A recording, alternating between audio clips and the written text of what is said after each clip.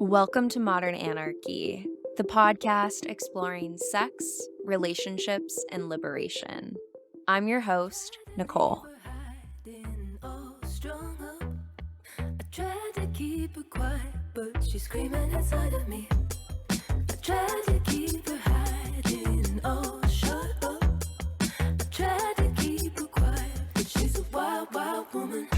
On today's episode, we have licensed clinical social worker and certified sex therapist, Tamara Pincus. Join us for a conversation about celebrating sexual pleasure. Together we talk about sex and spirituality, being considered too much, and questioning the narratives of authority.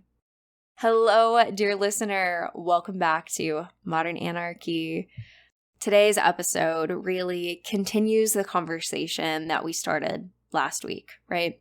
I opened the episode about our fantasies last week, talking about the impact of systems and how that creates what we dream about, both erotically in our fantasies as well as our day-to-day typical existence, right? Our narratives are deeply shaped by the systems and the cultures that we exist in, and there is no getting out of that, right? And I think today's conversation really hits on that.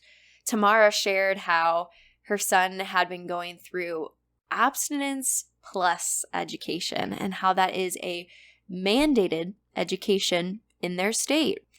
That you should feel shame if you have sex before marriage, right? Whew, take a deep breath with that one, right? And these cultural narratives deeply impact how we see ourselves and our actions and our sexuality, right? Tamara had said, even if you didn't go to church, right, or experience that deeply religious upbringing, I think you still are impacted by this. And God, I just want to even go further to say, I don't care if you didn't grow up religious. Lucky you, actually. But if you didn't, you still exist in this society, right? We all are living under systems of oppression that we're just little goldfish gobbling up some water up in here that is our normal day-to-day, and we don't even think about it, right? Let's look at science. The pudendal nerve, the nerve that's running through the pelvis. You know what that word means in Latin? Shame. Y'all, it means shame, okay? So whether you grew up going to a church on Sunday and got the purity messages that I got, or you escaped that sort of trauma, it is so abundant in our society. Everywhere, okay? I want you to pay attention to media, right? When they talk about sex, do they giggle and get really tight in the chest and struggle to even have the conversations and make it feel uncomfortable? Do they, make strange faces at any sort of mention of BDSM or any sort of mention of having sex with multiple people, or even more, right? What are the conversations that aren't happening in those spaces, right? You might think, sure, I didn't grow up in these societies that were deeply repressive, but the reality is that society impacts all of our media, impacts all of the ways that we are living through the world in such small, little, discreet, subtle ways that deeply influence how we move about through the world. Let's even talk about the white dress of a wedding. Okay, where do we think that's coming from, right? And of course, we now have the empowerment to make these decisions, right? Of, is this a value system that I respect, or do I want to craft my own? Another one of those is mononormativity, right? The idea that you must love only one person and anything else is wrong, gross. If you practice sexual fidelity, beautiful, right? What a great practice. But to have this additional mononormativity bias that anyone who does something else is wrong or gross, that's what we're trying to challenge here, right? This world of messages and assumptions that teach us this is the one and only way. There is going to be a diversity of ways that people choose to practice sexual connections, a diversity of ways that people want to practice relational connections. And so we're trying to dismantle this world that taught us this is the one and only way, and anything else is gross or wrong. Now, when I think back to my earlier life, okay, taking it way back to when I was wearing my purity ring, and not as a statement of empowerment for where I'm at now, but rather as something that I was intending to practice. I remember I would wear my purity ring and I would hear about some of my classmates who had sex before marriage, and I would think, wow, that's so sad. I really should be praying for those lost and broken people who are just throwing their bodies out there like that. How sad for them. And I moved out of purity culture, but continued to judge myself for having sex with more than one person, right? That's how I was supposed to live a holy and pure life, was finding this one person I would only have sex with for the rest of my life. And society, we use this word monogamy, but no one that I really know practices monogamy. We all often practice serial monogamy, the act of having one person at a time. And so when I first started having sex with multiple people, I judged myself, right? Ooh, I'm doing this thing. Wow. Oh God, I'm such a whore, right? Still unpacking the ways that purity culture and society had so deeply laden cultural messages about what it means to do these things. And when one of my first partners came to me and said, hey, I practice polyamory and I think I want to do this with you, you know how I responded? I said, no, if you actually loved me, you would only want me and me forever. And again, a reflection of where I was at the time, okay? I've continued to unpack these messages to realize, wow, okay, I can love multiple people. I can hug, kiss, sex. I can do that with multiple people. And it doesn't mean that I love them any less. It doesn't mean that they're not important to me. I have this value system of moving through the world with sexual self-governance, right? This is not something that someone can ever take away from me. Sure, at times I might choose to only have sex with one person because that feels good for periods of time. Or sure, in my self-governance, I exist in community structures, and when my choice to act and have sex with other people is going to impact others in that community, I have a conversation before I do something about that, right? But at the end of the day, my sexuality is mine. I have self-governance over that and choose when I want to explore that intimacy with some people and when I don't, right? That is up to me to decide and hold the consciousness of the beautiful community that I connect with. But this is not something I could have ever imagined doing when I was judging people for having sex before marriage, let alone having two people that you have sex with in your whole life, let alone two people at the same time, two people in the same room, right? Like all of these have been such a stretching of my imagination in terms of what's possible. And I will understate that I've never been happier and more connected to my pleasure than where I'm at now, right? When I was back judging people for this, I was not experiencing the deepest pleasure that I am experiencing now, which makes me ask really deep questions about free will. When I was in that environment, living with such judgment, was I really free in that space? Purity culture told me what to think. It told me what to believe, and I didn't really see any way out of that. Anything else was gross. And knowing the pleasure that I feel in my body now with my connection and my freedom, I look back on that time and feel like I really didn't have the freedom because of the systems and because of the ways that taught me what was okay and what wasn't. But of course, this is a yes and. We do have empowerment in this moment to choose with the reality, with the society that we're in, are these values that I want to live in accordance to, or are these values that I've been sold or taught are the right way to be? the biggest thing in terms of changing those perspectives, right? It was the community and the culture that taught me this is the way to be. And so again, it is the community and the culture that can also be the antidote, right? Finding new media outlets that give you a different perspective, finding new friends, tuning into podcasts. Hello, dear listener, right? These conversations that I have had with so many different guests about sexual liberation and freedom have so profoundly changed me. All of you dear listeners out there that write in saying, wow, this podcast has helped me to think about new ways of exploring intimacy, and you're so thankful for these conversations. You're changing me.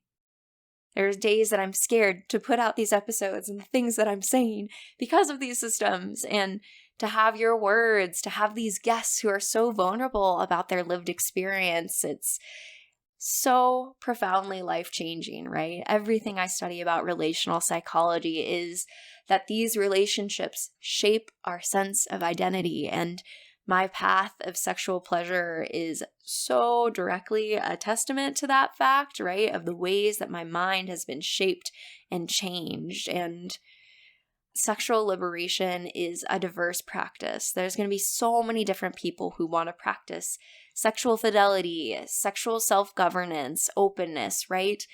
Great. We need diversity of thought and opinion. And I hope at bare minimum that we can let go of the ideas that if you have sex with more than one person at a time, that doesn't in any way make you less pure, less holy. In my eyes, that integration to your pleasure is divine. And I hope that we can understand that this world is full of so many beautiful people. It is normal for us to be in relationship with a lovely, beautiful, gorgeous human, and to also look out and see that in the world and see other people that excite us sexually, right? It is a choice whether we enact those desires. It is a choice whether we build those relationships where that is what we want to explore. And again, we are all going to have different desires with that.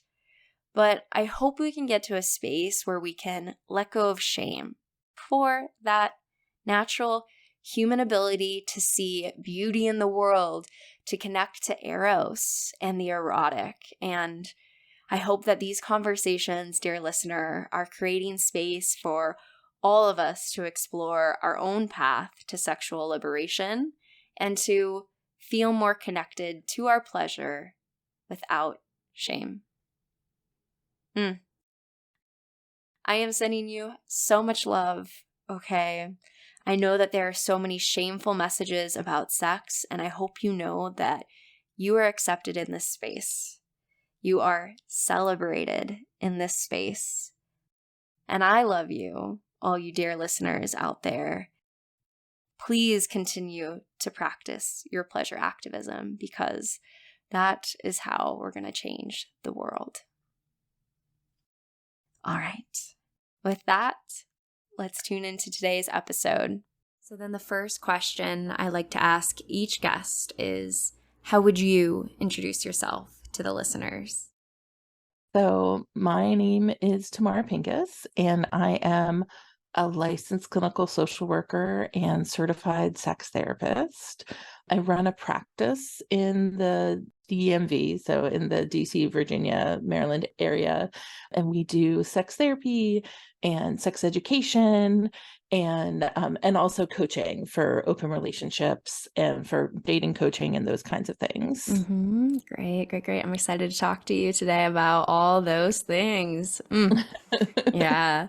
I know, when you sent over the topics, you had sent over, fat liberation, ethical non-monogamy, and BDSM, and spirituality and sex. And I'd want to ask if you took a moment to breathe into your body, where would you want to start? Do any of those topics really speak out to you now?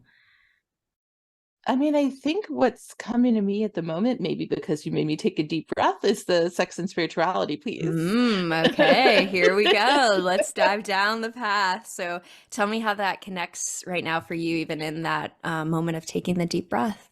I mean, I think taking a deep breath is just sort of like dipping your toe into the spiritual waters, right? Mm. And so I'm always thinking about like, feeling into your body and like, how does that connect with who you are as a sexual person, and how sexuality is really a very spiritual experience. And I think it's interesting that organized religion sort of wants to disconnect you from that in a lot of ways. So that's a thing that has been coming up for me a lot at work lately, and, in life, sort of dealing with people's sort of religious trauma around their sexuality and trying to figure out how to help them find the place where they can be a spiritual person and really embrace their sexuality without having to sort of be like, well, I don't believe in anything because I'm a sex positive person or because I'm embracing my sexual freedom. Yeah, that's definitely been a running theme of conversation on the podcast because of my own experience growing up very Christian, very conservative Christian, where sexuality was not allowed, let alone queer sex, let alone anything beyond that as well, right? So there's been many conversations on the podcast about that and the ways that it impacts our ability to enjoy pleasure, right? So I'd be curious, you mentioned that you're seeing this a lot in your work. What are you seeing?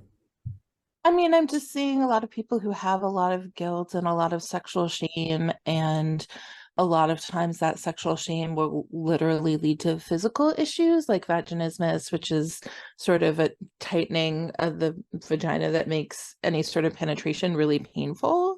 And that gets tied up with this idea that like the only sex is penetrative sex. So there's this like, well, then I don't get to access my sexual being at all, or I don't want to access my sexual being because it's going to mean that I have to do this thing that's really painful and unpleasant. So that's showing up a lot. And it's been interesting for me as a person who's never been a Christian. I was raised, Reformed Jew, and, it's not like my family was particularly sex positive, but certainly there wasn't this like, don't go there at all ever sort of message. Yeah, that's definitely what I got for sure. Yeah, I got the paper test. I don't know if you've heard of that one. No. Is that where you're supposed to squeeze your legs together? No, it was like we went into chapel and they were giving us a sex ed conversation, and they put two pieces of paper together with glue and then ripped them apart and said, this is what happens when you have sex with someone that you're not married to. When you stop and leave that person, you lose parts of yourself and you're damaged. So kind of like the chewing gum. Oh, I haven't heard that one. Tell me this horror story. Oh, the chewing gum, I think Elizabeth Smart talked about it. She was this woman who was, as a child, kidnapped and sexually assaulted, and she'd come from a very conservative Christian background, and she'd been told, like, if you have sex before marriage, it's like your gum that's been pre-chewed or something. So she just left after having had this horrific experience, feeling like now she was impure and was never going to have a positive sex life. And she's done a lot of activism around this kind of thing, which is great. I'll have to reach out and see if I could get them on the podcast. It'd be an interesting conversation, surely, right? Yeah. But I mean, the ways that will impact you. I think that was my question too, reflecting on my own experience of like, how many people were in that crowd when they were doing that, church chapel discussion that had a sexual assault history, and we're sitting through that, having to grapple through these messages and what that means. I mean, it's horrific to think about the ways that these narratives cause so much harm for our ability to tap into pleasure. Yeah. It's terrible. And I feel like to some extent we've all got it, even those of us who haven't, grown up in a religious space. Like during the pandemic, my son had a class on abstinence. We're in Virginia. The state law is that you have to offer an abstinence plus curriculum, which means you have to have a discussion about abstinence in your classroom.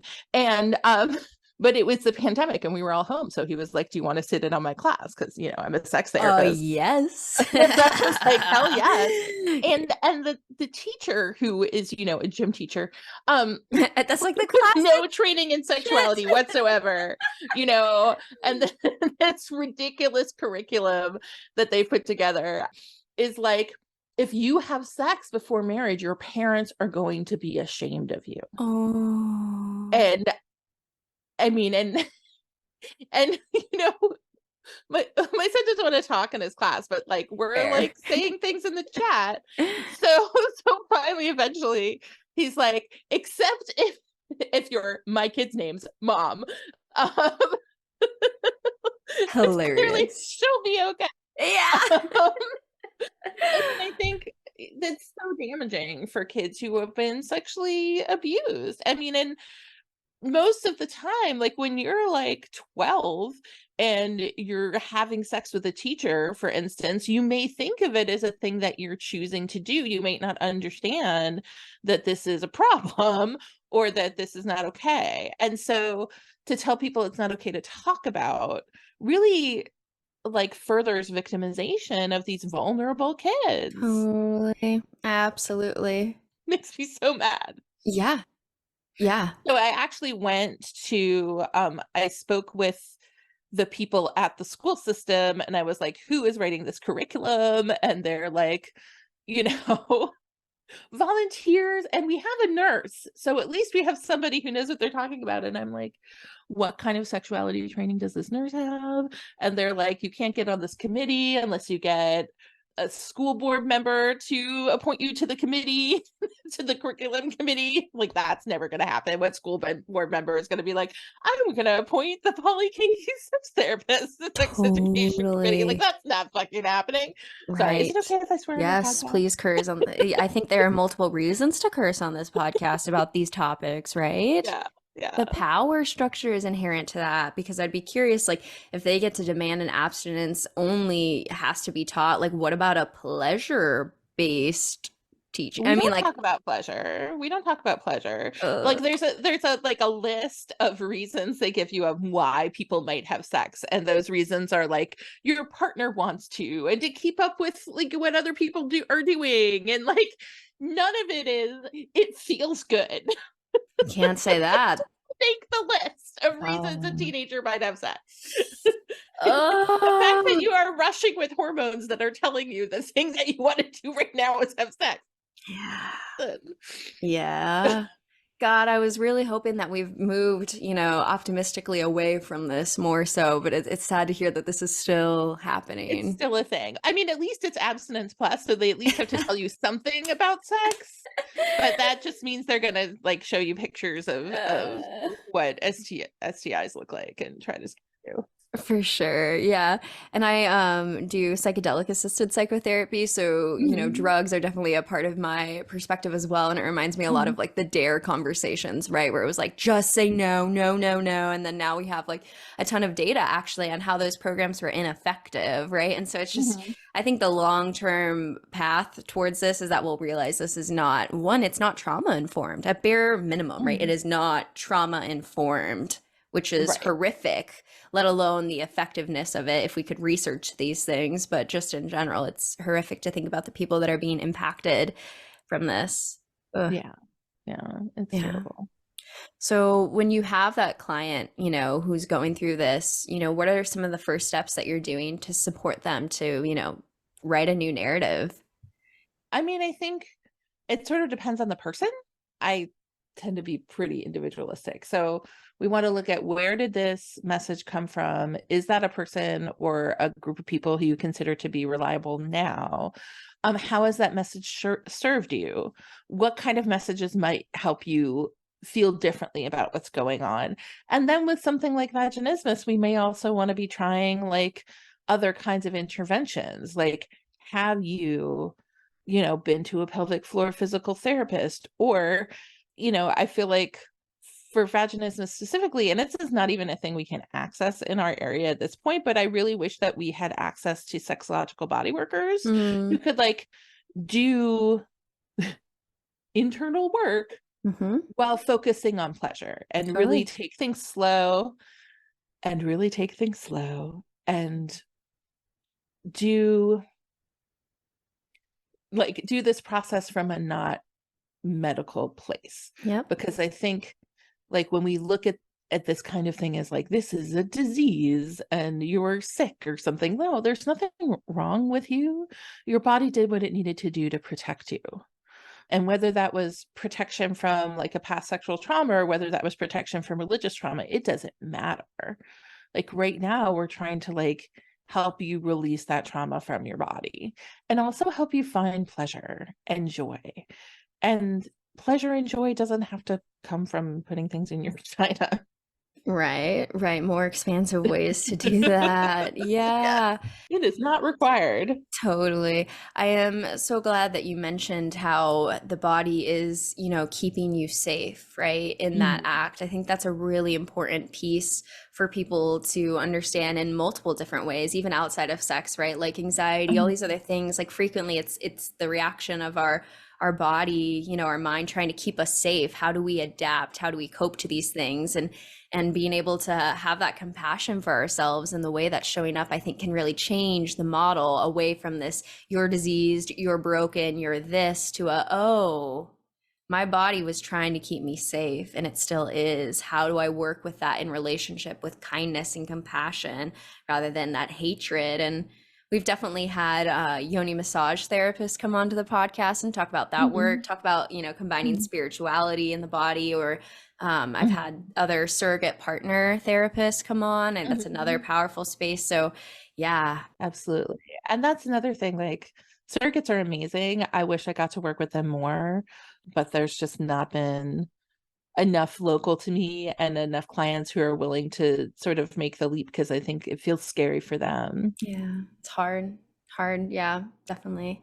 I know some of them fly, so that's kind of, the world of it, since it's so like a little bit more rare to get access to. But yeah, it's difficult. And then do you have access to the means, the resources, all the fun things of this? So I think that's why I like to have this space, right, where this podcast is free. Anyone can listen into it and be able to have these conversations. So hopefully we can get outside of the barriers to resources under this system and have more access to these conversations. But the reality is a conversation can only get you so far when it's a practice of embodiment, right? And being able to have that, you really need that in-person experience.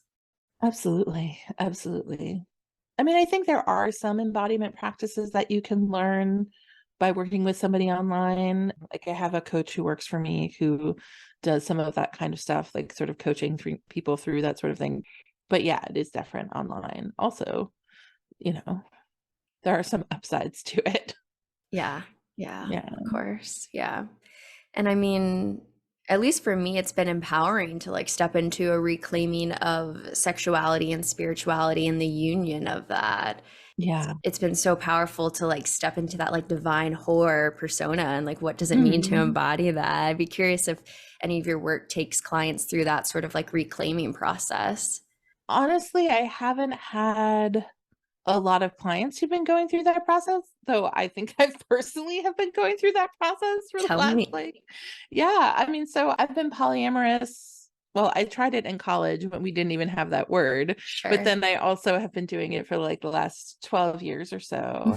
And I've had times where I've really felt bad about my desire to connect sexually with lots of people. I remember for ASEX, you have to do this class that's called a sexual attitude reassessment, I've heard. right? Yeah. And you have to like, at least the one I went to, you look at all of these different kinds of porn and then you talk about your feelings about the porn. And the one I went to was like fairly low key. Like it wasn't anything super extreme. It was like BDSM and like sex with people with disabilities and elderly people having sex and all these things.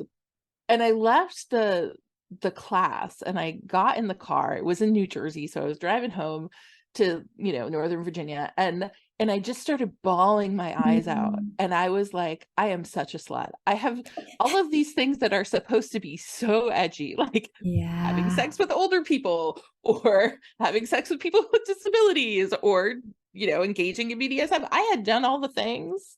Like there was very little in this class on things that were supposed to stretch our mind around sexuality that I had not done. And I felt terrible. Like I was like, oh my God, what is wrong with me? Because I had also sat with all these people for whom this was like mind Yeah. altering, and they were opening up and they were like, whoa, it never occurred to me that people in their 60s and 70s were having sex, and it never occurred to me Oh my that God. you could like, people with severe disabilities in wheelchairs were having sex, and I'm like, so I had to sit with all those feelings. And even though in theory those feelings were not about me, I knew that I had done a lot of those things, and yeah, I was like, I am such a slut. So I called Mm-hmm. I called my then partner, and he was like, your sluttiness is actually like a thing I really like about you and that Aw. other people like about you. And Yeah. so it's been sort of going from there, being able to sort of work on embracing it, being able to sort of understand that like sexuality is a way I connect with people. It's a way I get close to people. I do sometimes really enjoy having sex on the first date, and I feel like I learn things about that person. Mm-hmm. I try to be as safe as possible, but it's fun for me, and I love Yeah. doing it. Yeah. Yeah. Yes. Yeah. Amazing, right? Yeah. And to also, move into the fat empowerment piece, I think there is something about being a person in a bigger body, having always been like, my mom was first told that I was overweight when I was like 6 months old. Like I Oh, wasn't even wow. eating real food. Wow. And I was like put on diets all through my childhood. And like it was really clear that like my body was wrong and Ugh, people were not going to be attracted to me, which is funny because now like the existence of BBW porn is like a thing I'm familiar with. Like, sure. when I was younger, I thought nobody is going to ever love me because of this. And Oh, then to be like, okay, but all of these people like really having fun with me, really having fun with my body. And it does sometimes feel like a rebellion and like a proving that was wrong. yeah. So empowering to flip the narrative, right? To flip that Mm-hmm. script that started from, like you said, 6 months old. Wow. Like I can't remember a time that I didn't know that my body was too big. Yeah, that word too, right?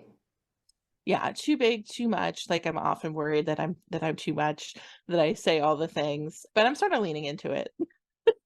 Like I do scare some people away by saying all the things, but you know what? I'm not sure I'm sorry. Yeah, same word to that because I think that some people might still be in that space. I mean, might be, right? We know people are still in that space of I am too blank. Yeah. Yeah. Too blank for who? Great follow-up question. I love that. Yeah. I mean, because the person who is the right person for you to have a relationship with, have sex with tonight, is the person who doesn't think that's too much. Is the person who's like, that's great. I can't get enough of it. And if you hide yourself and they don't really know who you are, if you're like, I'm going to pretend that, I don't have these really radical thoughts, or that I am not as into you as I am, or whatever it is, like they don't know what they're getting. They don't know what they're agreeing to. So there's a whole consent piece there. And then like they don't know you. And I think sometimes when people are really hiding who they are, they also can feel like, this is going to sound weird, but they also can feel like they're unlovable because the people who love them don't know them. Mm-hmm. So I think there's also this piece of like radical vulnerability and radical openness.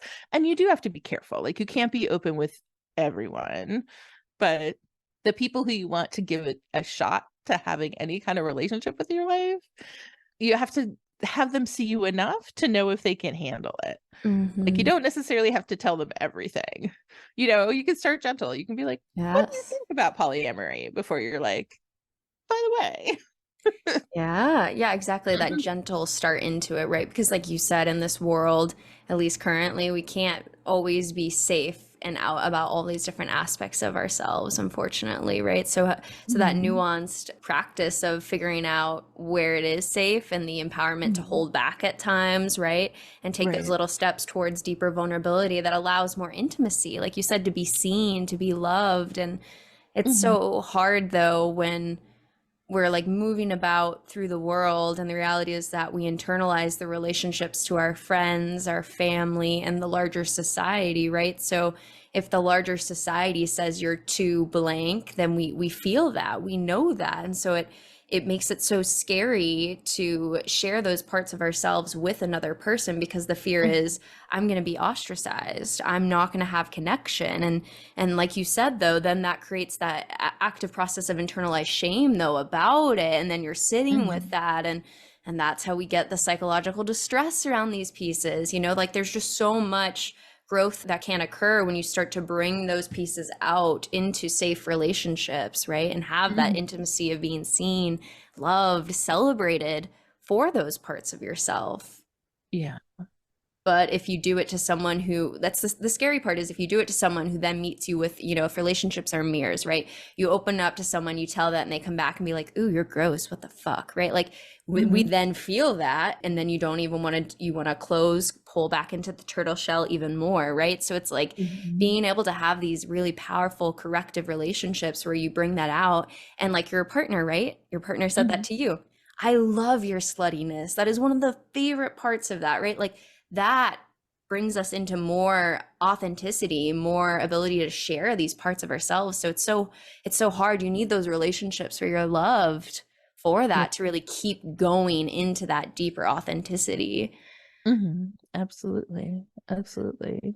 Yeah. That's why whenever I'm working with clients, you know, who are stepping into queerness, stepping into polyamory, stepping into BDSM, all these things, I'm always asking them about their community, right? Like, who are the people that you have in your life to talk to about these things? Because you talk to one friend and they look at you and do that, right? Oh, gross. What the fuck are you doing? Like that's hard to sit with that. And we really need a community of people who can understand, who can celebrate, who can talk to us, who get the depth of this spiritual practice, right? Yeah, absolutely. Hi, cat. Yeah, she's good. She's a good baby. Yeah, I was listening to another podcast that I enjoy, and they started having these conversations about sex, and one of the hosts started talking about how they had never had any conversations with their partner about sex. And it was exactly. It was a jaw-dropping moment for me too, where I was like, oh yeah, I'm up in here, you know, like, what's the narrative we're constructing? How are we playing? What are we doing? Like, what kind of impact, you know? And then someone else is like, I've never had a conversation with my partner about sex at all. And it's just like such a reminder of the vast spectrum of people's, you know, ability to have these conversations, their understanding of the language, you know, of sexuality. Right. And there's so much that they miss, because there's so much you can do with your sexuality, with being playful. You can create a whole world, and you can experience things in your body that like there's just no way you would stumble upon randomly. And yeah, and it's hard when you're like sitting with clients and you're like, you know, that they want to access these spaces, but like they can't even say the words. I'm curious about that expansion, that play. Do you have any sort of examples that you've heard or in your own life that you would share for the listener who's still trying to grapple with what it would mean to play more in this space? I mean, I feel like for me, I keep thinking about like just crazy role plays. Like sometimes my partner pretends to be a fairy and puts on fairy wings. Yeah. You know, and you like kidnapped by the fairy prince. Like, yeah. At kink festivals, you always see people in these like dinosaur outfits. My partner and I are currently in the process of negotiating a Tyrannosaurus and Stegosaurus roleplay. I will be the Tyrannosaurus. Hilarious. I mean, like, and I think these things are so out there, and they're the kinds of things that you would do as like a kid. And like when we grow up, we think we have to stop playing. But I feel like, you know, sexuality is such a fun place to like play with all these things and ideas that we might have like put away for later and been like, that's too immature. We can't pretend to be dinosaurs. We're grown-ups. Totally. Yes, that is one of my favorite questions to ask clients. Like, how Mhm. did you play as a child and when did that become disconnected, right? Because I think it's Right. so clear, at least to us, how that is Mhm. present for people's sexuality, right? But some other Mhm. people, I think we've been so socially conditioned that, sex is for this, sex is for that. Mhm. It has to be serious. It's Right. like, I mean, yeah. I mean, you want to, like, I feel like you got to be able to giggle and you got to yes. be able to, like, go out there and say something like completely crazy. But that is only possible with partners who can handle that, who can handle the weirdness. Yeah. How do you think that you got into that space of being able to play like that? Because I think I've really struggled with that space. I've always been more like Mm. anxious, perfectionistic. So I don't want to put myself out in a weird way that then I might get judged. So I'd be curious, like, how did you step into that liberation of being able to play more?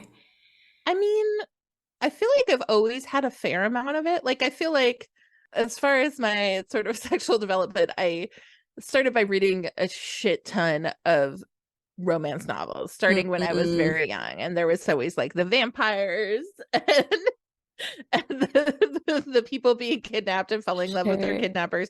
Like all Yeah. of the romance novel tropes that are like Mm-hmm. really problematic as fuck. But here we are. So so like, started there and then I and then, being able to dress up as a vampire and also like figuring out ways to do bondage, which I was doing like in high school and in college. And then I found my way to the kink world in college. Like I went to my first rope workshop and it's interesting. Like, so I like saw Jabari, which I like never would have imagined from like, all the stuff from the romance novels that I was reading. People were getting tied up. They weren't getting tied up like that. Sure. Yeah. Yes. But like and then in college we were doing stuff with like saran wrap and like Mummification? yeah, I mean some level of mummification. I mean I feel like yeah, saran wrap is too hot. It's totally not my kink now. But I Yeah. mean you don't know how sweaty you get when you're wrapped up in saran wrap. But I can anyway, only imagine. yeah, so like I mean for a while after that I actually did like in my 20s try to become like normal. Like I wanted to get married and I wanted to have kids. So like, and this dom that I had been seeing who was much older was like, you're never going to find somebody in the kink community that you can marry and have kids with. So you've got to find like a normal person and then Oh. convert them to the way. Wow. So I ended up marrying this guy that I got set up with through somebody I worked with at the Jewish Community Center who was his mother. Hilarious. So, yeah, and then we started exploring all the things and I was like I need an open relationship and then, you know, that was 15 years ago that we decided to sort of start playing and opening up and 12 years ago we were like okay, we're going to be poly. I recently separated from him, but I feel like in the scheme of things went okay. Like we were never like got super angry or mean or anything. It was just like we just kept drifting. Yeah. Yeah. And changed over time and then had to make that decision. Yeah. Yeah. I'd be curious too, like, how did those first conversations go? You said converting them to the way. I'm thinking like reverse evangelism compared to the other way of anti-sex into a more expansive sex space, right? Like, how did those Yeah. conversations go? I think people get afraid to bring those topics up. Yeah, I mean, it was like 20 years ago. So, Yeah. I mean, I think I just sort of told him what I was into and like showed him the toys I had at that time. And he was like open to experimenting with it. But I don't think it really clicked until a few years later. We started actually, my cousin, who is also kinky, poly, and queer, and who is literally the best, ended up Amazing. coming to live with us for like maybe 6-8 months. And she and I started going out to goth clubs. And of course, if you go to the goth space, you meet the kink people. Sure. So we Yes. started getting invited to kink parties and sort of that's how we found our way in there. And then like once we started going to parties and doing things, then sort of snowball. Mm-hmm. So getting that like lived experience is what really helped to expand the perspective.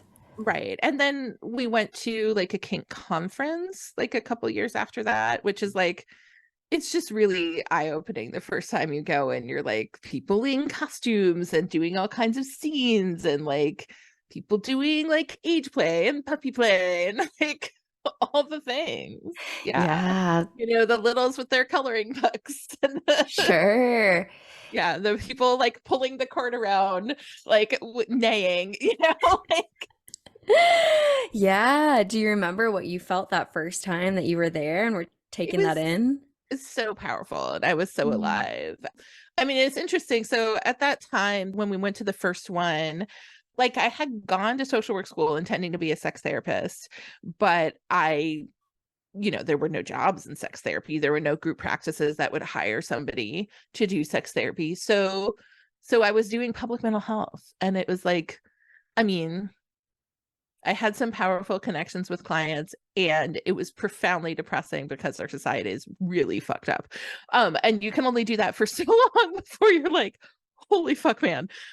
So I was getting to that Yeah. point where like I couldn't really do that anymore. And it was like that conference was like around the time when I was like, I really do need to leave and start my sex therapy practice and get my training in sex therapy and really do this thing. Totally.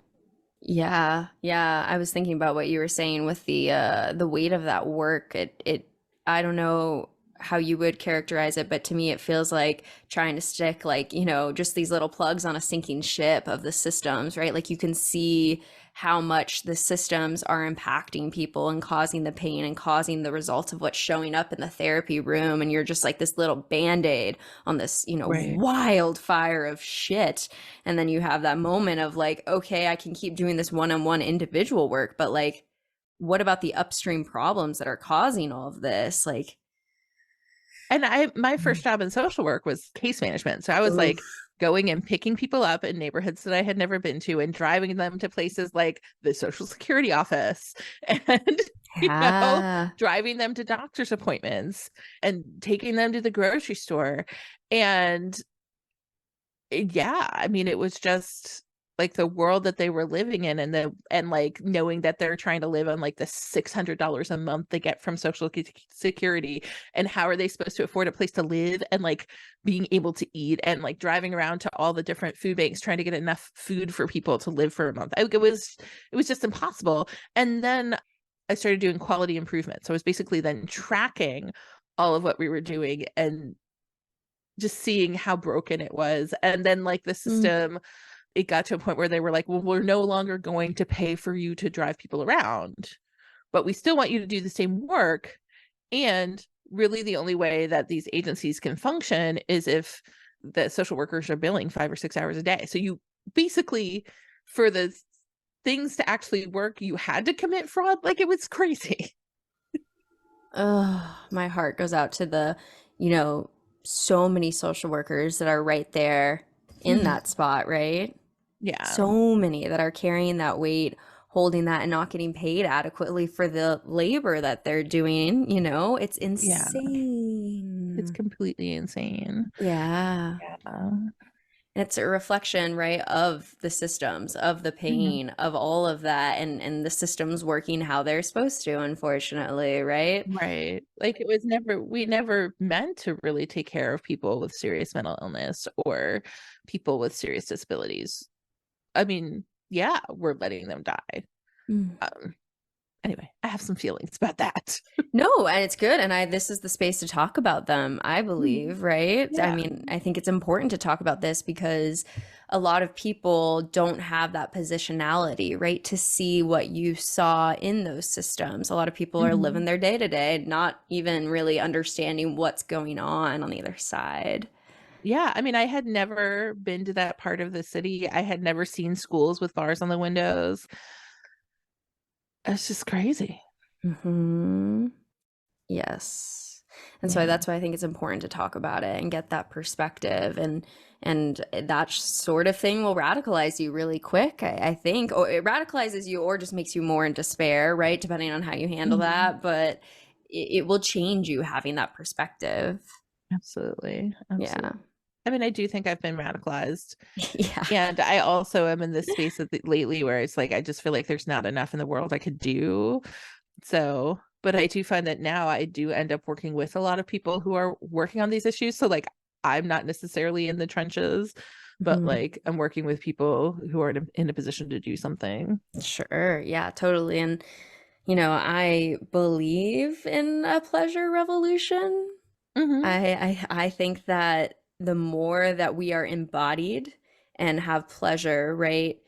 The Mm-hmm. capacity in your body to feel that is so great, so expansive. And I love when we can bring people into that. And I think that I believe that the more that you step into that, the more that you feel everything. It's not that you just feel the pleasure, you see the world and the things, and you feel that as well because you are so embodied. So that act of like stepping into deeper embodiment of your pleasure and intimacy and connection, I think makes you become more like in tune with the other pain points of the world in such a way that I believe in the revolution and the activism of that. If we're getting people to be more embodied and waking up in that way, you're going to look at that, you know, pain point and also cry about it. And like, I hope that brings people into more movement, you know? Absolutely. I do feel so many people have had to shut down entirely in order to be able to get through their day. Yes. Like you can't, you can't be in this world. And I mean, I just feel like if you're not able to embody pleasure, it's just too much to sit with all the pain. Which is why, I mean, I'm sure you love pleasure activism. That book was really revolutionary for me, for sure. Yeah. I'm hoping to continue that conversation on this podcast, right? Like, Mhm. what does it mean to continue to step into pleasure activism in all these different Mhm. ways and with the different people like you who can speak to a positionality from your lived experience of what you've learned from it? Yeah. Yeah. Yeah. Absolutely. I believe in that. I really do. I think that the more that we can get people there, because when you think about something like, you know, the amount of people that are on SSRIs these days and the Mhm. realities that that causes that narrowing of your emotionality and your range, which we can, yeah, I'm do not you, sure I believe that it works that way for everybody, but that's probably because I've been on SSRIs for 20 years. But sure. I had like my either tantric awakening or onset of persistent genital arousal disorder while on SSRIs. Sure. And I hate even that like that framework of negativity of some sort of diagnosis. But how do you feel about this? Oh yeah, no, I'm still kind of pissed that somebody tried to give me that They diagnosis. I mean, did? I think what? Someone did, like a professional? I mean, it wasn't like in a doctor's visit. I consulted one of the tantra experts through ASECT, and that's what she thought it was. And then I talked to some of the other tantric experts, and they were like, you need to learn how to ground so you don't like have surprise orgasms when you're walking around because that's awkward. Yeah. Yeah, but that framework of problem. Yeah. How do you feel about it? I mean, yeah, I think it's a really problematic framework. I mean, I know there are people who identify as having that diagnosis. I haven't met anybody who Mhm. identifies that way, so it would be interesting to talk with them about like how did they get to a place of seeing this as this hugely negative thing. Mhm. Yeah, these are the ways that like these systems are impacting how we see our reality, right? Right. I mean, and I do think that maybe part of that is like if I were walking around having orgasms and not feeling the pleasure of them, that would suck. And if I didn't feel like I had control of that either, like that would really suck. Yeah, of course, of course. Yeah, that makes sense. That makes sense. It Mhm. can be helpful to have that, but I'm just thinking about, you know, the DSM also has female orgasm disorder, and I think it said that upwards of 42% of women will struggle with this disorder at some point in their lifetime. That's a high percentage. Yeah. I mean, I feel like so many things that are considered to be disorders are not disorders. Like, Thank you. like Yeah. erectile dysfunction.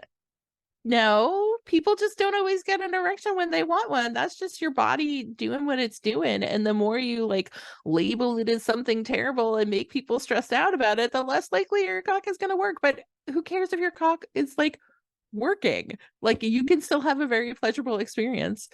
this makes me want to promote Michelle Renee's Soft Cock Week coming soon, or maybe not, and that's okay. That's hilarious. Yeah. Yeah. I mean, there's so many different ways that you could apply that, right? In terms of how we, there's that one quote that I think it's like, it's no sign of health to be well adjusted to a sick society, right? Like when we're talking about depression, anxiety in these worlds, like, again, no sign of health to be well adjusted to this society. And I think obviously there's a nuance in that, right?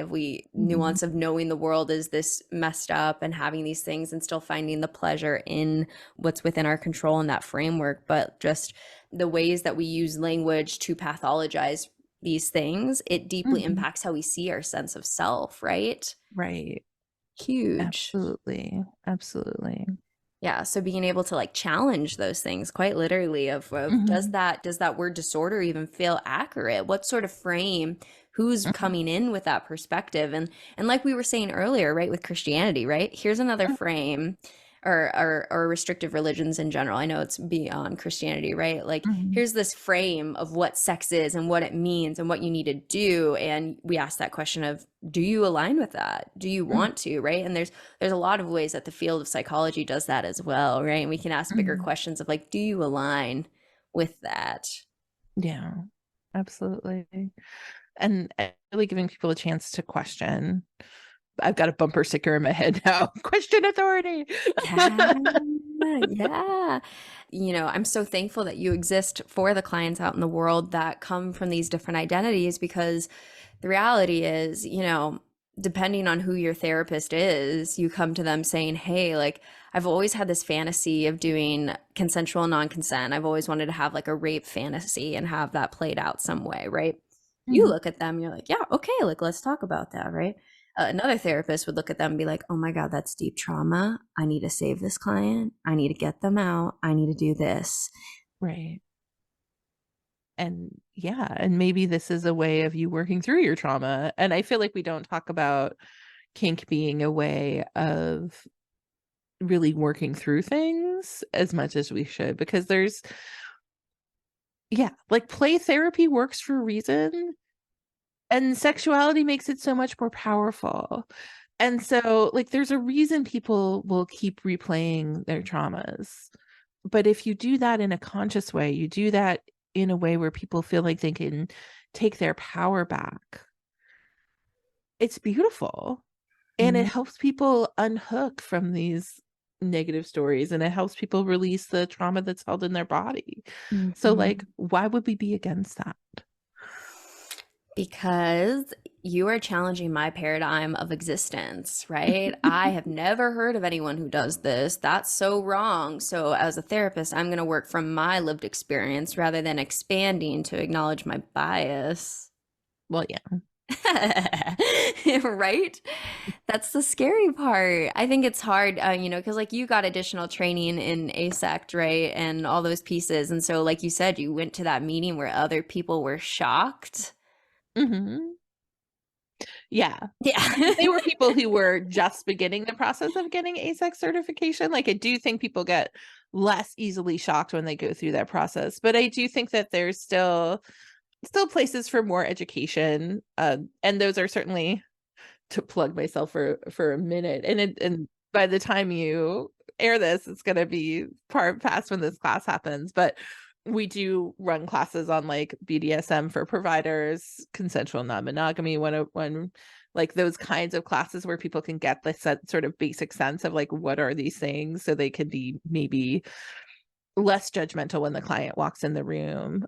I mean, I remember the first time I taught a class on polyamory for therapists, somebody came up to me at the end of the class and said, I hope you have really good clinical supervision and really good therapy for yourself. What do you think they meant by that? I'm curious. I think they meant, oh my God, you're polyamorous and you're completely nuts. What is wrong with you? But that was like 2012, 2013. Like when I started doing these things, nobody knew what I was talking about. And it's been kind of wild to go from that place to now, like everybody wants to learn about this new thing. And I'm like, I've been doing the thing for a while. And I had been called all these things. Jesus. Yeah, that's what scares me. I mean, my professor talked about like doing research and presenting the data at conferences with other clinicians, right? About just like basic relationship satisfaction and non-monogamy and all these things. And they'll show the data and it's very clear that like people enjoy this, people thrive in this, people love that. And then they'll have people, clinicians that come up afterwards and be like, so it doesn't work, right? Like it doesn't work. And it's like they can't even sit to actually integrate the data that's right in front of them. Right. I mean, if it doesn't work, why have people been doing it forever? And and like, does monogamy work? Because that's a great question. show me the data that says that that's true. Totally. Yeah. I have a new housemate, Elizabeth Sheff, who's been studying ethical non-monogamy for like over 20 years. And she's done all the long-term studies and she's done all the research with kids and like, how do the kids do in that environment? And the kids do great. I mean, they complain that they can't get away with anything because there's parents everywhere all the time. But, you know, life is rough. Like, Totally. generally they do well. And I look at like my kids, like my older kid is already engaged in ethical non-monogamy. He's got 2 partners, one in Idaho and one who's local, and he's doing a great job of it. And I'm like, who has those kinds of skills at 17? Yeah, right. Yeah, Dr. Elizabeth Sheff came on and we talked about like the risks of BDSM and the expert testimony experience that they have. It was really fascinating. But yeah, I mean, the data that I've pulled for my dissertation was saying that some of the younger generations, about 40% of them are saying that their ideal relationship is non-monogamous. So I think we are actively changing the tides, right? Like your child at 17, you know, has access to so much more content on this than you did, than I did, right? That is like sparking so much. Yeah. I mean, there was really like, when I think that the term polyamory was coined in like 1998 or something. Like that was the year I graduated from college. Like, like we didn't have a language. We didn't have any sort of resources. And so to be able to, I mean, not that it wasn't going on for the entirety of history, but yeah, like the resources weren't there. And I feel like the other thing is that people, particularly in, you know, our generation X, a lot of our parents got divorced. Like we all saw our parents got divorced. So like, I feel like there's a lot of like, how do we not have that happen? And I think part of it is like, well, maybe we can love other people and not leave the people that we're with. What a concept. Life-changing, right? Yeah. And because of the positionality of different generations, you're having to, again, like this conversation is hitting on in multiple ways, unpack the internalizations around messaging, right? So at 17, if you're learning from that age of polyamory is okay, just like a basic idea, polyamory is okay, you know, that perspective makes the, you know, we talk about internalized homophobia, right? There's a level of internalized mononormativity that all of us from the generations before that, right, have. And so there's so much to unpack in that process of, you know, I like to call it a psychedelic experience in and of itself, right? If your reality, your paradigms are shifting of what it means to be in love and share that, there's so much to unpack. But once you do, there's a lot of joy on that other side. It's true. And I think maybe with part of your positionality and my positionality, we see potentially a biased sample, obviously, because of our work, but how much infidelity occurs. Oh, yeah. Yeah. Yeah. I mean, all over the place. I know. I mean, but do you have a choice if you are in a relationship where your partner doesn't want to have sex and you have a sex drive and if you don't think you can have a conversation about polyamory and you don't think you can live without sex for years on end, and you don't want your marriage to end, you don't have a lot of choices. So I think that, like, I feel like one of the things is you have to focus on, like, how do you make relationships safe for people to even bring up the subject? Yeah, what are your thoughts? We as a culture don't have great communication skills. We can get very heated when people bring up things that are difficult, and we don't have the skills to sort of breathe through it and calm ourselves down and figure out how to, like, deal with the new scary information in a way that's not hurtful. So yeah. And that brings us back to, like, sort of the basics of, like, how do we help people learn to self-regulate? And that brings us back to pleasure. It's all related. Absolutely. Yeah. When I'm working with couples, like that's one of the first things, right? Is where are you feeling this in your body when your partner is saying this, right? Where is that? And if you can get people to start that process of connecting to your body, I think that's step one to being able to have any sort of difficult conversation, right? Yeah. I am feeling activated. I'm noticing my heart rate start to increase. I feel like I want to cry. I need to maybe go take a walk. I maybe need to do some deep breathing here. Can you hold my hand during, like, just those basic things, like you said, so many people don't have. And so then we get in such an activated state and things spew out, right? Where if we could have that practice of first, like, being with the body, I think we'd be in a radically different world. Yeah. Yeah, we would. It's hard though. I don't want to do that. I just want to scroll on my phone. I mean, absolutely. Absolutely. Yeah. Yeah. But like you've been saying, right, on the other side of that is pleasure, right? Starting that journey of embodiment and going deeper into that. The other side of that is pleasure. Yeah. Yeah, absolutely. I'm curious if you could look back to your younger self and the journey, you know, you're stepping into the kink community in college, all those things. Is there anything you'd want to say to yourself back then before you got into this long journey of liberation and pleasure?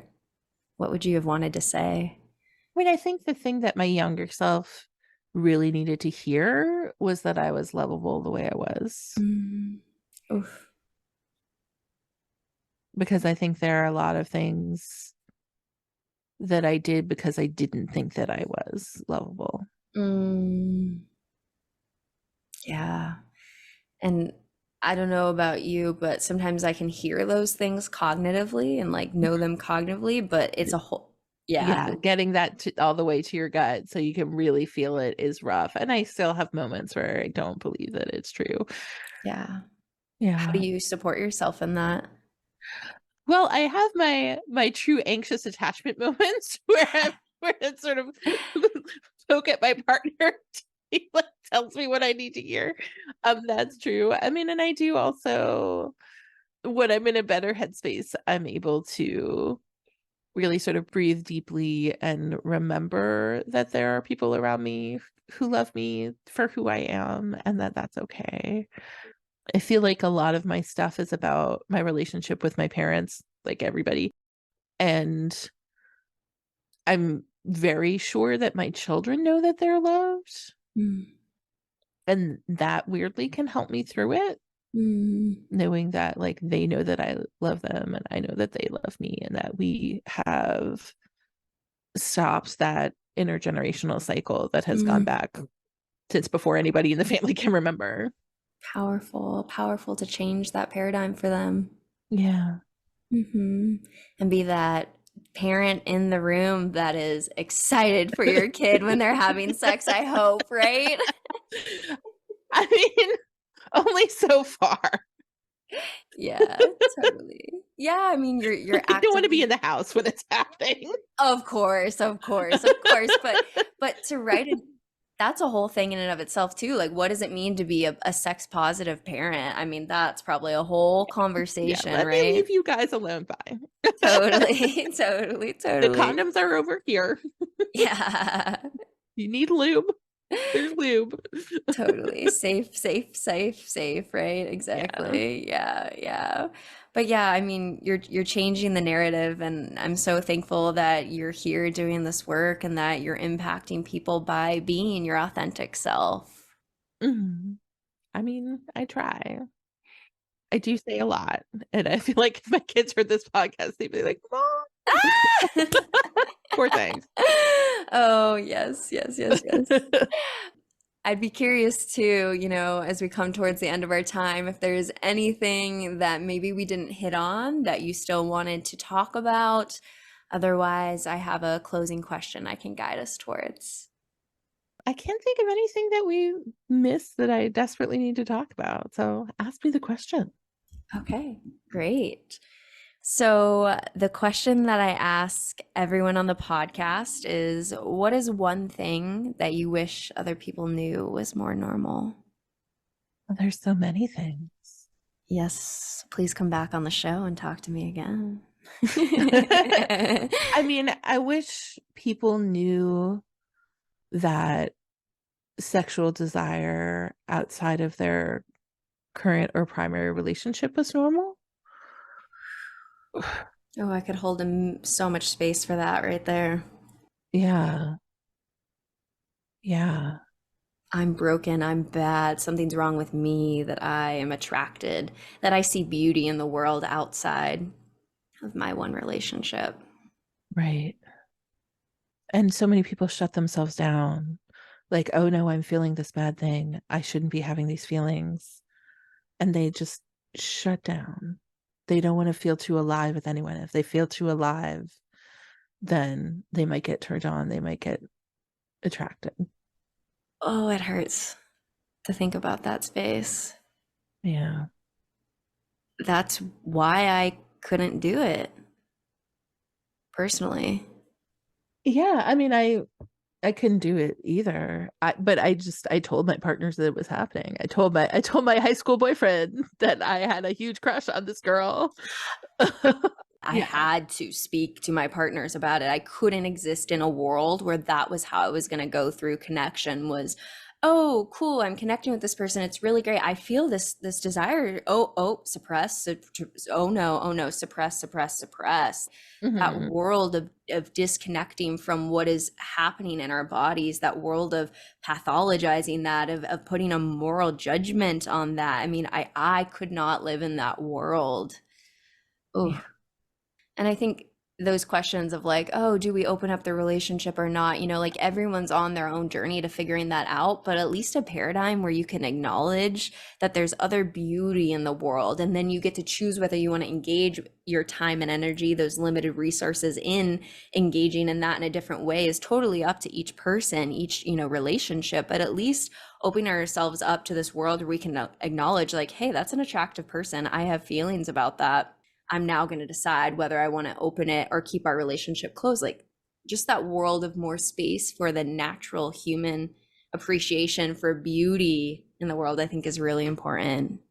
Yeah. For me, what comes up with that is like, it has to be another kind of beauty.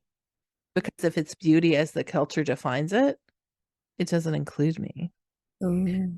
So the word beauty for me is always like, my eyes are narrowing. I'm doing that like, I'm suspective of the word beauty. Yeah, because it has so much tied up in that of what's like normal beauty. Yeah, that makes sense. That makes sense. And needing to expand that then, right? And expand. Yeah. Go ahead. Yeah. And like, so many people have just such beautiful souls and such beautiful ways of thinking. And like, why are we so caught up in what they look like? Good question. That's a good question, I think, to leave the listeners with of, yeah, what are your concepts of beauty? Are they narrow? And why are we so stuck in those? Yeah. Well, I love the space where we ask more and more deep questions without any answers. And hopefully we're leaving the listeners with many of those today. Yeah. Yeah. Thank you so much for having me on. It's been great to be here and have this conversation with you. Of course. It's such a pleasure to be connected to other pleasure radicals out there. Absolutely. Absolutely. Yeah. Where would you want to plug for the people that are connecting with you, want to learn more about your work and all the offerings that you have? Just tamarapincus.com is my website. You can sign up for our mailing list there to hear about all our events. the vast majority of our classes are online. We do occasionally do some in-person things, like we did a fat pool party last summer, which was So cool. amazing. Yeah. And then we also have a meetup. So if you want to just see the classes, but you don't want to get our like long email that you don't want to read, like you can just join our meetup. And then if you're looking for a thing to do, it'll show up. Great. Well, thank you for coming on to the podcast, sharing your expertise, your lived experience with all of the listeners today. Great. Thank you so much. Of course. If you enjoyed today's episode, then leave us a 5-star review wherever you listen to your podcast. And head on over to modernanarchypodcast.com to get resources and learn more about all the things we talked about on today's episode. I want to thank you for tuning in, and I will see you all next week.